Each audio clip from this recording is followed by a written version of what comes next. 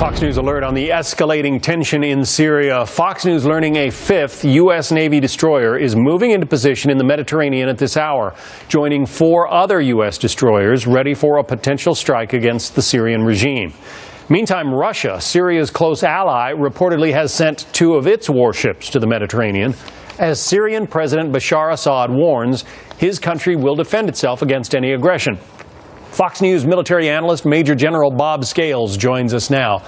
The news of the Russian warships heading into the Mediterranean, how ominous, if at all, is that, General? John, well, at this stage, it's not terribly ominous. This appears to be part of a routine Soviet warship exchange that they go through periodically. But that's not to say the appearance of 2 brand new Soviet surface ships won't have an effect on the balance of power in the Eastern Mediterranean, because, frankly, the Navy never really expected to have 2 Russian ships sailing around them as they loose cruise missiles on the Syrians, John. If Bashar Assad is threatening to retaliate, there isn't much he could do against ships out at sea, is there?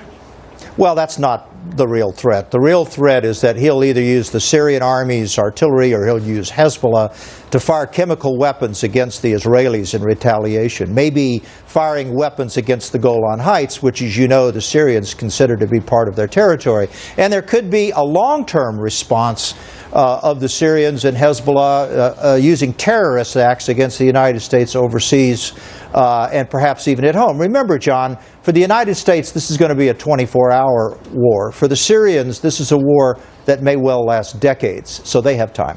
You say this is going to be as though it's a fait accompli. Are you fairly convinced that the president is going to order some kind of a strike? Well, you may have noticed recently in Congress and within the British Parliament and other places, particularly among the American people, that there's an enormous amount of pushback, this bow wave of resistance that seems to have sprung up over the last 24 hours, with a lot of very smart and important people, particularly people in uniform, are asking themselves, tell me again why we're doing this. What's the strategic end? Where are we going with this? War is the most unpredictable of all human endeavors, and this, supposedly by the president, is a shot across the bow. It's not, John. It's an act of war. And tell me, pathways to war sometimes turn into highways to hell, and nobody knows where this is going. So, as you sit there, what is the objective?